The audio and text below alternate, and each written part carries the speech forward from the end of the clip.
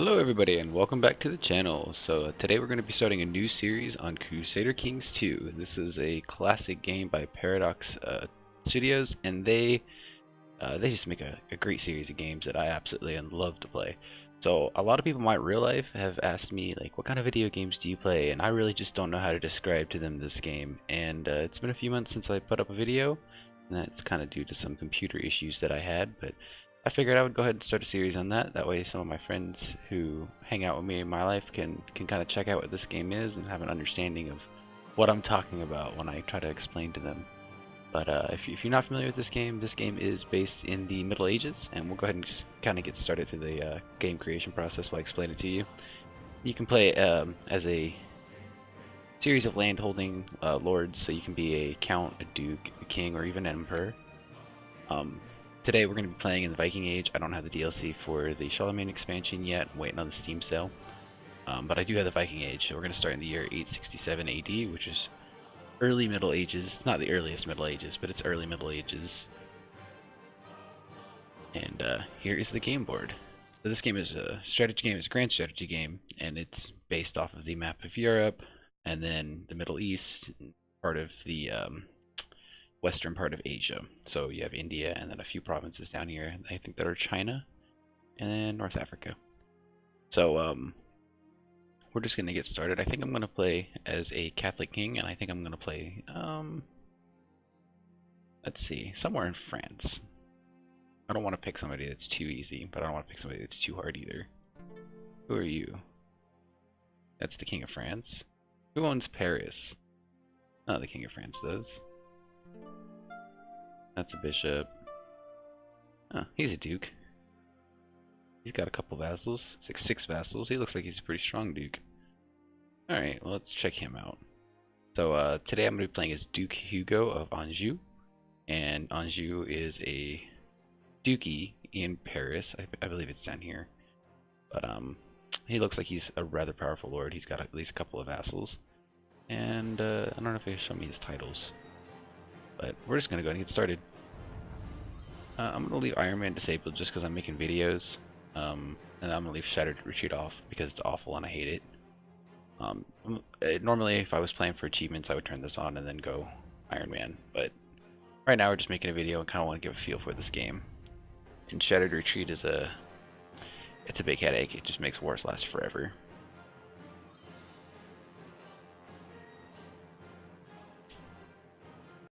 Alright, so welcome to the game. I'm not going to read through all of this, but if you were to play the game, this kind of explains to you what it is.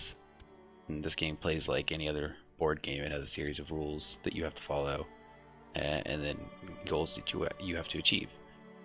Primarily, the goal is for me and my entire dynasty, which is the Welf dynasty, to get our score up to be the highest in the game by the end of the game. I think the game ends in like 1454 or 1456 or something like that. Not exactly sure, but we have a good period of time, somewhere around the era of 600 years, that we can try to push our dynasties to greatness. And speaking of the dynasties, that's how the game typically plays. You don't play as one character, but you do play as a succession through the dynasty. So right now I'm the Duke Hugo of Anjou. When I die at some period in my life, I will become, well, right now I will become my brother. If I was to have a son, then I would become my son. But basically you inherit to the closest relative, and all of the titles do so accordingly. Sometimes you will inherit differently from your titles, and then people will take your titles from you upon succession, and then you can have wars of succession, civil wars, etc., etc. But kind of getting into a little bit too complex to get started, so I think we're just going to go ahead and get through the game, and we'll address all of those things as they come up. The game primarily plays with these notifications at the top, and they're going to explain what's going on, and I'll explain each one to you in time. So we'll start from left to right. This is notifying me that I can create a title. I own enough of the provinces to create a duchy title, and duchy title gives you prestige, and there are a couple of other benefits. I think it increases your taxes and your manpower, etc., etc. But primarily increases your prestige, which is what you use to A, win the game, and B, you can use prestige to accomplish a couple of other things in the game that are like event based. Now I don't currently have the gold to create this duchy. It's just notifying me that I have the current titles. I have 3 of the 5, which gives me over 51% and allows me to create it. When I get to 198 gold, I will probably buy that title, but right now I can't. We're going to get started with marriages. So my king is currently, my duke is currently unmarried, and we want to change that so that we can have a son. We can have a nice stable line of succession. So here is the list of available women to marry, and in this game there are a lot of reasons to marry. So primarily right now what I'm looking for is an heir and maybe a good alliance with somebody who's close by. Princess of West Francia looks nice. She is my lord or my king's daughter, I do believe. She's 15 years old, which means I have to wait 1 year before we can actually get married, because the age of marriage in this game is 16 years old. But she's a potential match. Down here I have the same Princess of West Francia. She's 14 again, probably her sister. 17-year-old Princess of West Francia. See, these are all people within my realm. And then we have over here Princess Navarra, which Navarra is a kingdom in Spain. Currently it occupies these 2 territories. And they could be a potential ally, but more than likely just get me drawn out into another war. Princess of Italy, which would allow me to have an alliance with Italy, and Italy is a pretty powerful faction outside of my empire, which would give me some leverage over my liege, say he was to try to come after my titles or whatever. Everybody else kind of courtiers, they're lower ranked than a princess, and I am a duke, so I want to find somebody who is of my status so that I don't get a prestige penalty. And I think that I am going to marry her. Well, I'm going to get betrothed to her, who is the daughter of the King of England, and this will open up the door for me to create an alliance with the King, King of Italy, not the King of England. This will allow me to set up an alliance with him. So in 2 years that marriage will go through. This is telling me that I hold too many territories up here, which territories are broken up into counties, and I currently hold 3, and I'm only allowed to hold 1, which means my stewardship is awful. Ooh, I have -1 stewardship. My guy has terrible stats. These are the stats for your characters, and they allow you to manage your kingdom in different ways. My guy is just absolutely awful. This is the guy I started out with, and this is something I'm just going to have to deal with. So I think I'm going to focus on rulership and try to increase my domain limit. And the other thing that I can do to increase my domain limit is I can change my centralization, and this is basically the laws of my duchy. And what I'm doing right here is I'm trading vassals for demise. I think it's basically my personal landholding, and so I'm gonna try to pass that law through so that I can go from 3 out of 1 to 3 out of 2, and that will reduce the penalty that I get. I'm still gonna have a penalty, but I really don't want to give up that land at the moment if I can avoid it. Alright, so the next one is pick an ambition. I'm gonna pick an ambition. I can become the King of Francia, whatever. If I choose to get married, because I'm already going to get married, then I'll get 10 free piety, but I don't know if that's worth it. I could become a Paragon of Virtue, which is pretty decent. I can get piety up. Amass wealth, which will increase my stewardship. I think that's probably the one we're gonna do, because my stewardship is just terrible. Then the rest of these, I don't think he's gonna make me any. I don't think my lord is going to make me any of his chancellors because my stats are so bad. But I think I'm gonna go ahead and just choose amass wealth, save some money, see where that gets me. Special titles, I can go through these quickly. These are basically, most of these are just kind of, hey, they're prestige builders and they make people like you. The only one that really matters is this designated regent, and that's if I become incapable or if I was to die without an heir that was of age. They would take over the kingdom until the heir formally takes over before they take age and reach the age of reason and can become an actual king. So it looks like all of my vassals hate me, which is great. Actually it's not, but we're gonna get through that. Probably going to give out some of these titles because it'll increase or decrease the amount they hate me, but I don't want to give it to people who are in the negative, 27, because it's not going to help. They're still going to hate me. But this guy's -4, so I can give him a title. He's -3, I can give him a title. And And I'm just kind of starting from the beginning. I've been handed a pretty terrible king and a bunch of really angry vassals. I'm sorry, king. I see he's a king, but he's a duke. I've been given a bad duke and a bunch of vassals, and that's probably going to be something that's a headache for this entire guy's lifetime. But we'll see. That's all the titles I can give out. I can't give out the designated regent right now because I want to give that to my wife when I get her. Currently, none of my vassals they like me, and so none of my vassals like me, and because they don't like me, I'm concerned about what they would do if I was to pass the control of the kingdom over to them, for example. So if I look, these three, I believe, are my personal holdings, yes, and over here these are my vassals. So I'm going to want to focus on improving relations with both my personal vassals and then the vassals that are underneath, like my feudal vassals.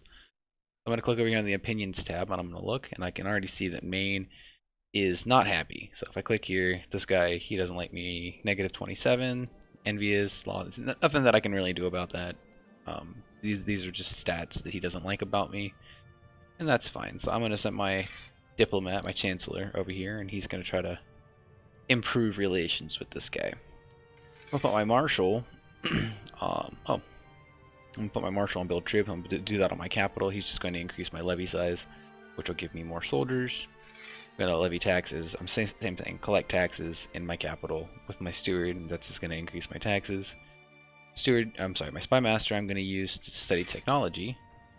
And I'm going to go steal tech from the Pope, because he's got a lot of tech.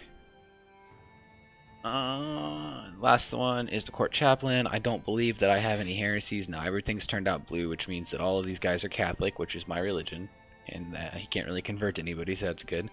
Can research cultural tech, which cultural tech will increase my technology points and eventually allow me to unlock other like laws and abilities, things like that.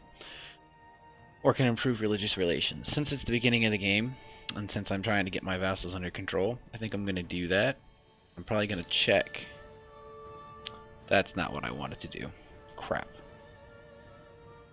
Okay. Well, that was a mistake, but whatever. In 6 months, I'll change him.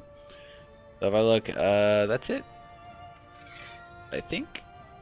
Yes. Special titles. Well, because they want me to get the designated regent out, but I can't unless. Well, I guess I could make my brother the designated regent because he is already going to become king, and that would get some favor with him. So maybe I'll do that. Let's see. Dynasty. My vassal. It's -7. Like, that's what I look for. I don't know his name right now. Oh, I don't. I don't believe that I don't believe that I can give him. Okay, I'm not allowed to give it to him. Count of Anjou. You. Alright, whatever. My spy master. He's not gonna like me when I take it away from him, but that's his problem. I think that's everything that I need to get set up. My ruler's gonna get married. I'm dealing with this problem right now, and I can't create that title, so let's go ahead and see what this gets going. Now, this game is a real-time pausable strategy game, so like you can change the clock speed, but then at any point you can also pause and just stop time, do whatever you have to do, and resume time. Helps useful for like dealing with diplomacy or moving troops or whatever. My betrothal went through, which means he wants limited. I approve. I'm probably going to try to be king, so him having that is useful. I don't want him to get to the next level, I don't believe. Oh god. Alright, so we're going to war. And I want to form an alliance, and he's going to say no, because he just doesn't really like me that much. So I'm going to try to bribe him. If I bribe him, he'll like me by 30 more, which will put me at 33, and that might be enough. Let's see. Alright. Form an alliance. Hey, so I can get my alliance. And that's because now he likes me. I bribed him. And he's like, okay, so we're friends. Alright, and there we go. If I look at this war, this is a war between... Let's get rid of this menu. This is a war between West Francia. Oh shit. Alright. Oh, okay, so he wants me to help him against the Emir Swadin of the Swadinian Emirate. And that basically is some Muslim men that are down here. I accept. because I don't want my alliance to fall apart. I can only really send you 800 dudes, but that's fine. Let's go ahead and do that. Alright.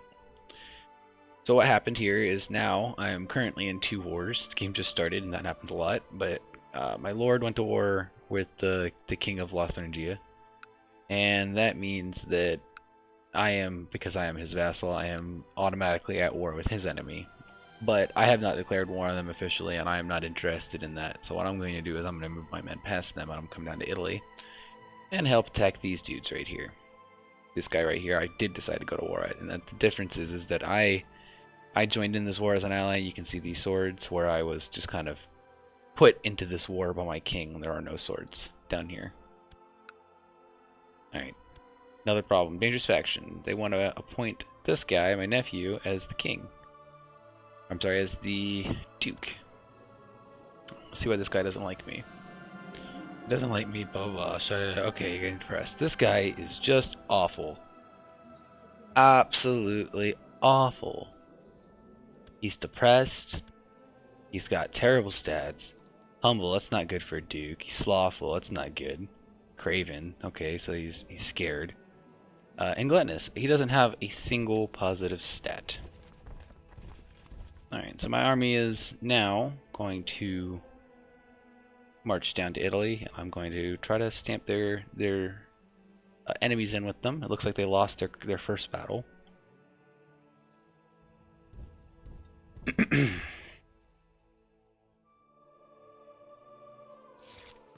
Oh, okay.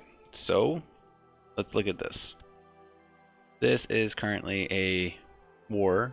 I will not be blackmailed. Okay, so what they're doing is they're trying to depose me as the true ruler of Anjou.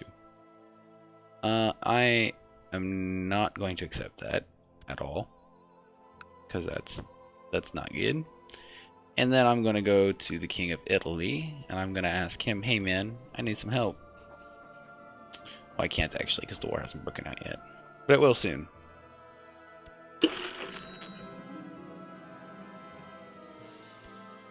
Alright. So I can call my allies into war. He'll probably help. If he doesn't, I'm probably going to lose the game. And let's try to keep this together. Put my chancellor in charge. I want to see the diplomatic. Oh crap. Okay, I put him in the wrong one, but whatever.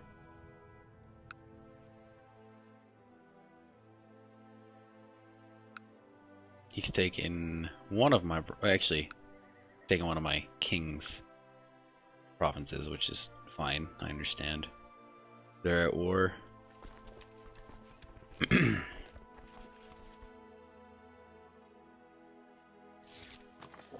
Alright, so he's gonna send his troops up. Hopefully, these guys stack up and this army runs into them. I don't know if he'll do that or not, but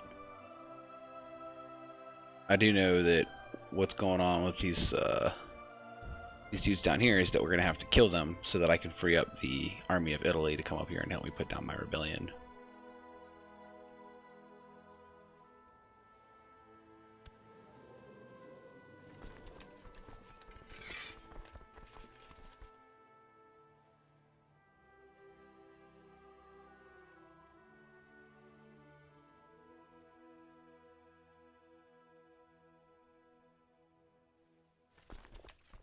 Alright. I'm gonna set my commanders just so that I have one. Looks like he's the last one.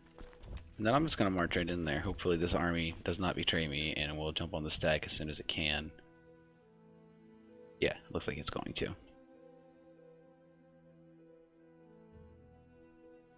Alright. Let's check out the battle. Oh lord. There we go. Looks like we've won on all 3 flanks.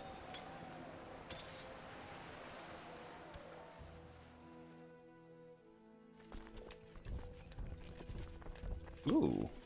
Let's stamp him out even more.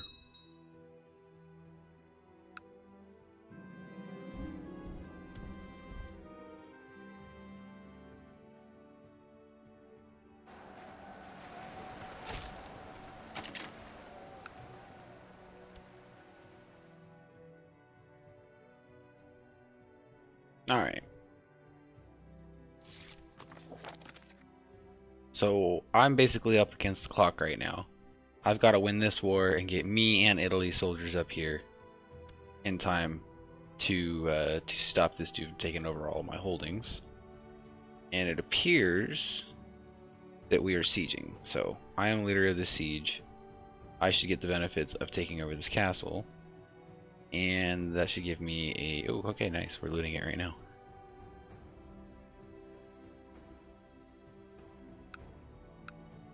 Oh yeah, it doesn't really tell you. I think this is the bar right here. But if you click right here, like, it'll tell you how much gold is in the province for you to loot, and my dudes are taking it out while they're sieging the province, and then at the end of the siege I will also get a little bit of a bonus pile of gold from taking over the castle.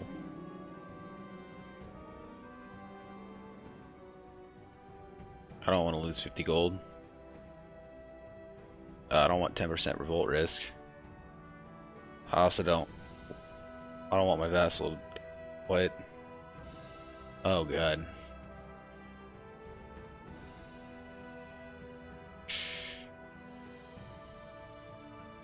It's only a year though. Okay. We're gonna go with the unhappy peasants. Because I can't really piss off a vassal right now.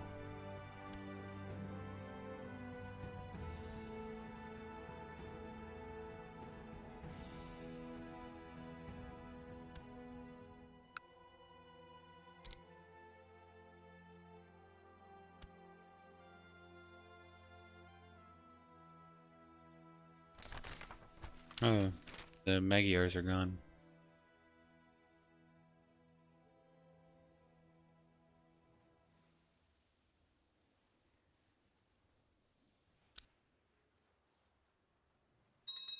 Looks like our clock's running alright for us though. We're at 67%. He's at we're also losing negative 22% against the rebels, the revolt. But so long as this war ends first, I do believe the Italians will help. Not appropriate. Cannot deal with bastards. I have an heir, and there's nothing to worry about.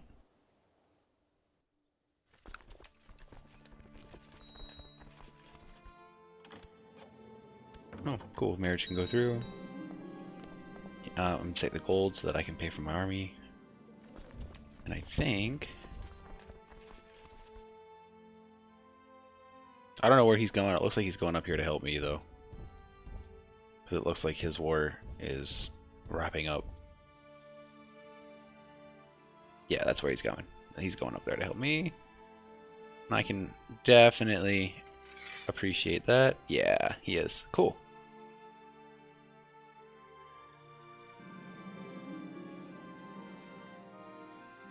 Again? This is exactly...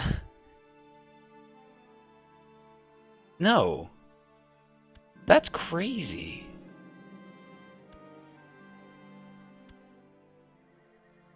I guess that's probably because of the stewardship thing. Yeah,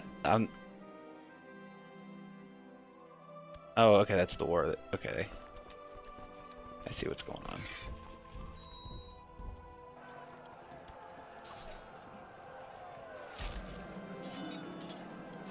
Oh no, my wife's cheated on me.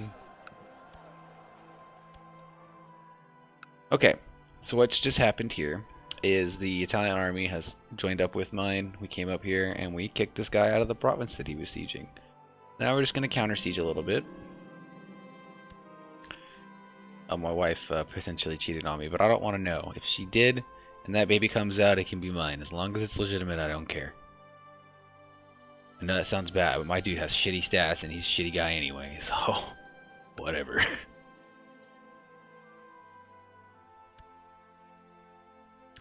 Alright, so in order to get this this revolt put under control, I gotta retake the holdings that they've taken from me. These lines indicate that they're being occupied by an enemy. He did occupy quite a bit because he had a lot of time while I was down on campaign in Italy, but that alliance that we put together with the Italians, that seriously helped, and I'm very glad that I did not ally with I have a daughter. Look at that. Nice. She is now the heir to my dookie, and She's healthy, so that's awesome. Well, welcome, Carlette, Carlot, whatever. Yeah, that's what we're gonna do. But anyway, because I did not ally with my king, I actually had some useful soldiers that were available to come assist me. And if you see right now, my king lost the hell out of his war. He's probably not even, I don't even know if he's going to be king anymore. But when this war ends, we'll find out what he lost. Oh, well, telephone. Well, 1 second.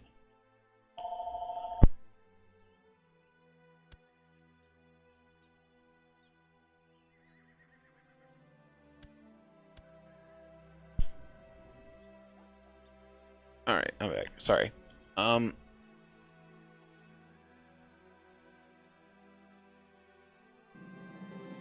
Hey, so my wife is pregnant again. That's really quick. Very quick for her to be pregnant all over again.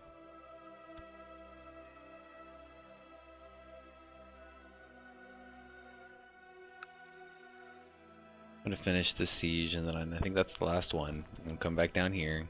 I'm gonna take this one. And basically all we're doing is we're just bouncing back and forth, taking land, but it is good for me because I am standing in my own country right now, which means that the soldiers that are here are able to muster more men, and I can actually gain more troops on him. He is outside of his country. His holdings are over here, which means that he's not able to muster. And so as the war of attrition drags on, it will benefit me more and more. I can go ahead and assault that. I have another daughter, yay! Not nearly as exciting as the first one.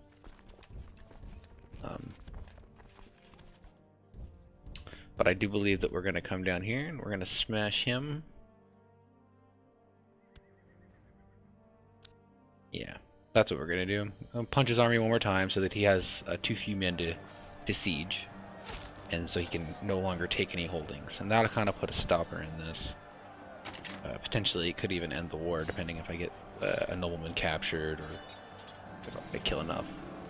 Hey, cool. So because I have, I guess, been at war with my dudes, I have learned one of these skills. I want to pick which one's going to be most useful. Leading from the center plus 20%, that's pretty good, but my guy's not a great general. Unyielding. Moral defense plus... Okay, we're going to go with that. I don't know if we're going to have any more of these wars going on. There's a potential for it, but having a good defensive-oriented commander is not a bad idea. Oh my lord. This is the same event 3 times in a row. Alright, well he's going to be mad this time. I've gained ambitious. That is awesome.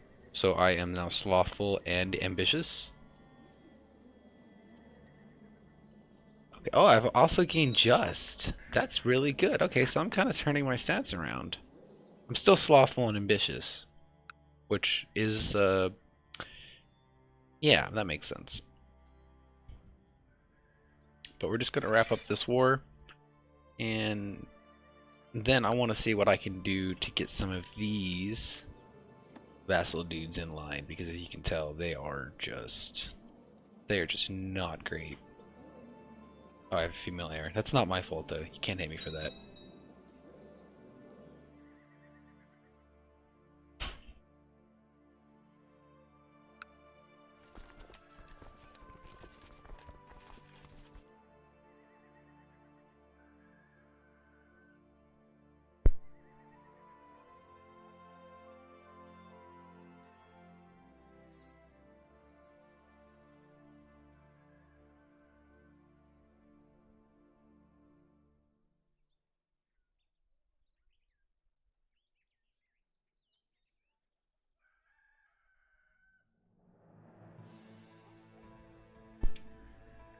This war, I just want it to be over. I guess I can increase the speed just a little bit.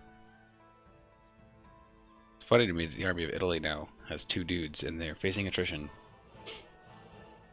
There's not enough supply for 2 dudes. Yeah, we're gonna adopt the Marshal's idea. And then that puts this war to an end. if we look, 100%. I want to see enforced demands. He's the only one that gets imprisoned. That's interesting. Hey, cool. Righteous imprisonment. Okay. Well, I want to go ahead and get that out the way now.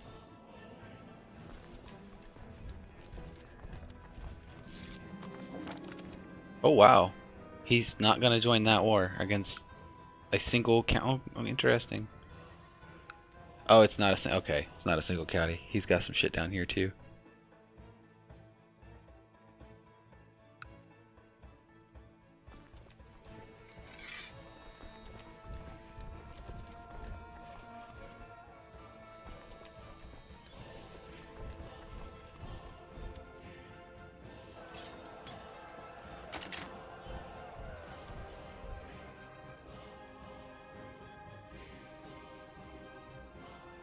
I know it seems silly, but that breaks the siege momentarily and kind of buys me more time because I really don't want to lose more land to this dude. Just seems silly.